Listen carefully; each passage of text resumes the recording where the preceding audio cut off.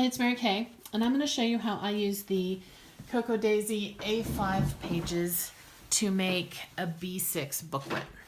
So in the past I've done this with my standard. So I switched from A5 to standard last May, and I was really happy, except I missed these pages, these week on one pages that I use for my meal planning. Doesn't look like I did much meal planning.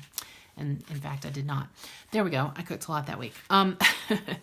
But they fit. They're the same height, the A5 pages, as a standard Dori.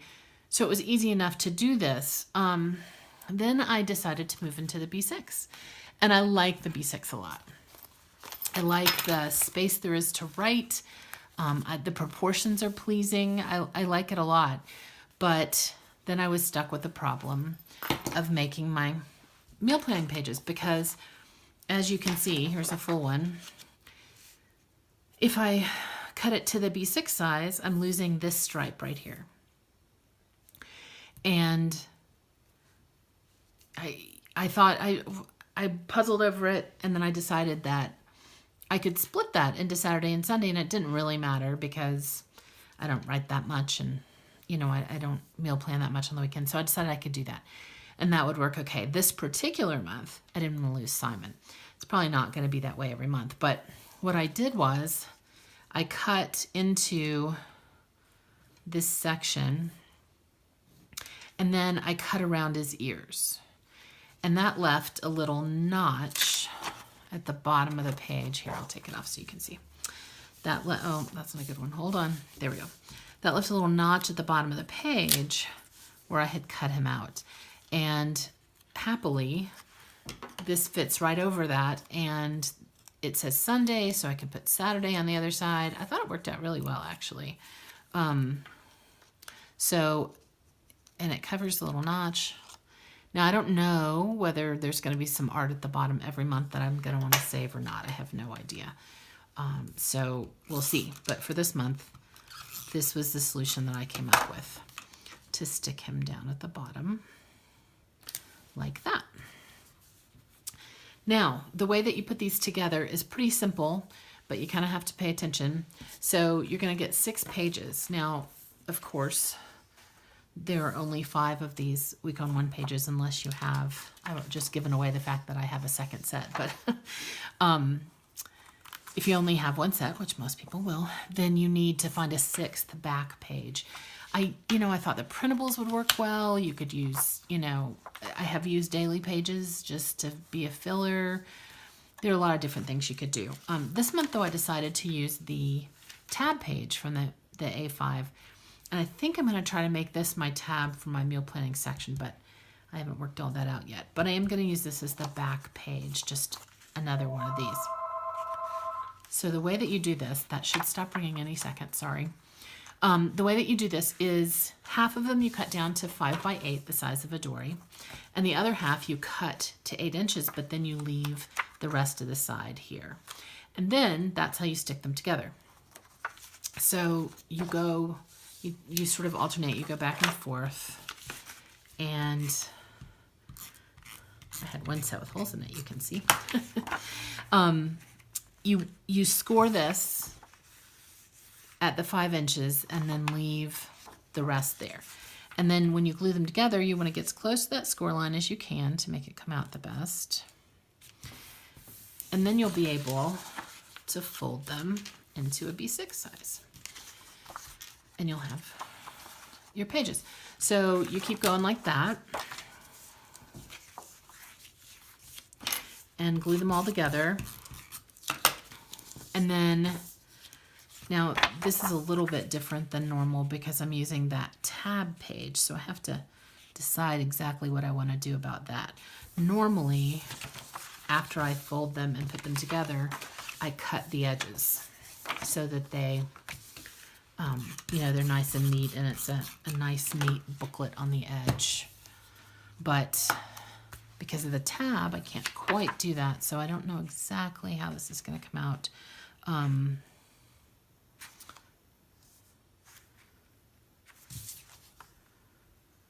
feel like this isn't right. Okay. this is right. I have to do it this way even though it seems backwards because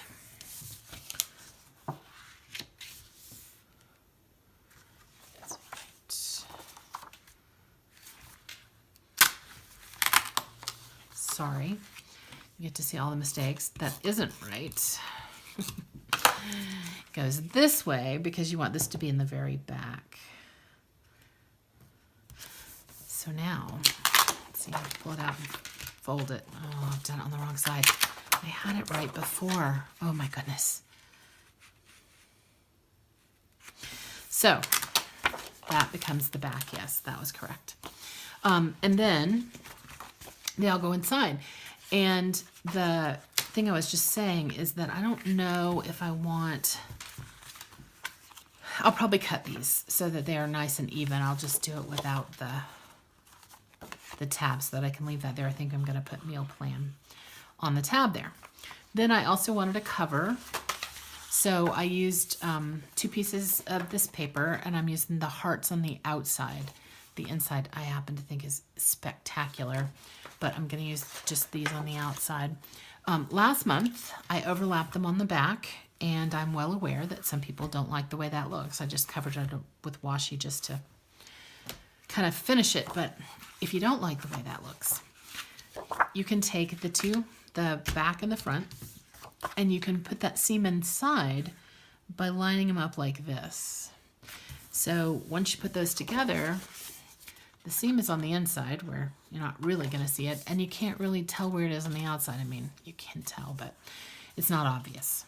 So that's the way to make the cover a little more elegant. And they go together like that.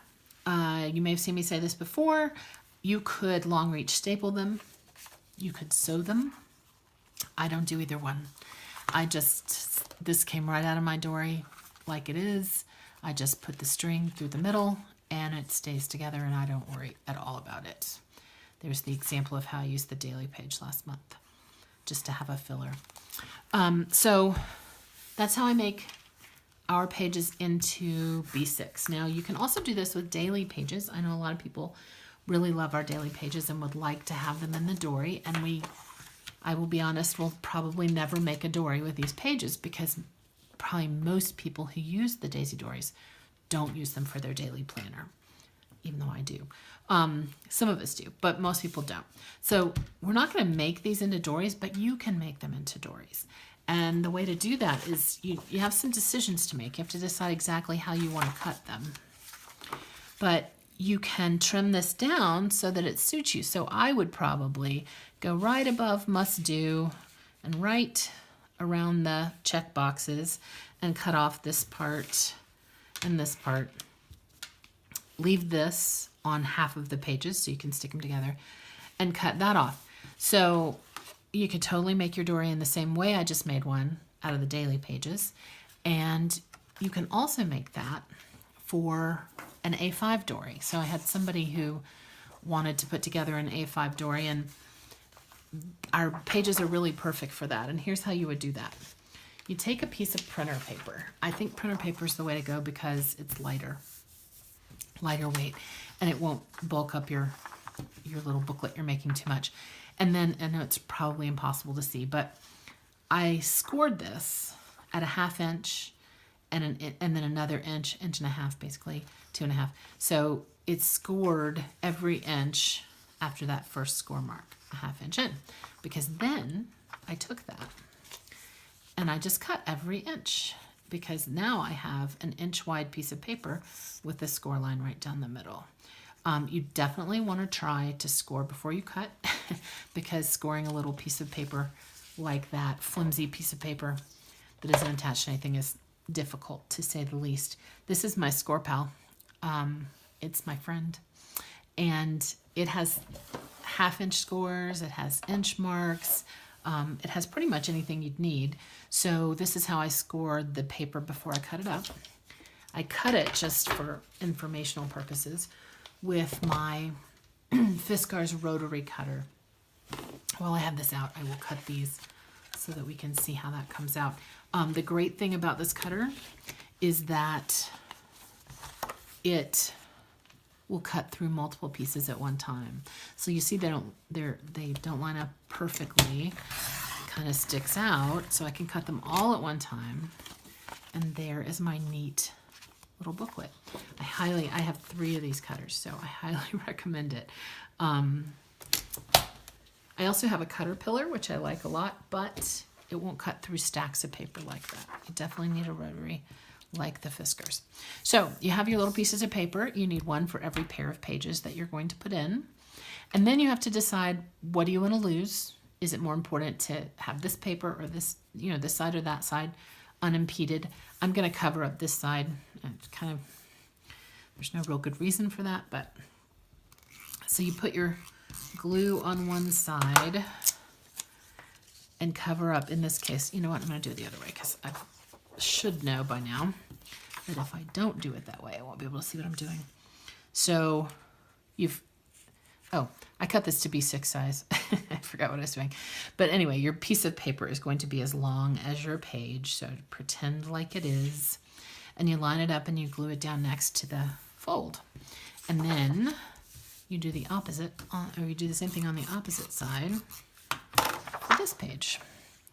So they'll end up in pairs. You know how Dori works. So they'll end up in pairs, and you put them inside each other like I just showed. And this is a way to make a DIY Daisy Dori that is the full size of an A5. So you can make a whole A5 Dori. You can do the same thing with the papers. The papers are big enough to make a cover out of. I did do this as well with a personal because this would fit exactly in a personal Dori. I just did the same thing. I had a little piece of paper. This is actually cardstock, and it's too heavy for this purpose. This is when I realized I needed the printer paper instead because it'll just make a lot less bulk and more seamless. And the sun is coming in over my shoulder, sorry. So that is how to make a B6 Dori booklet, an A5 Dori booklet, or a personal Dori booklet out of our ring-bound inserts. So that's it. Thank you for being part of Cocoa Daisy.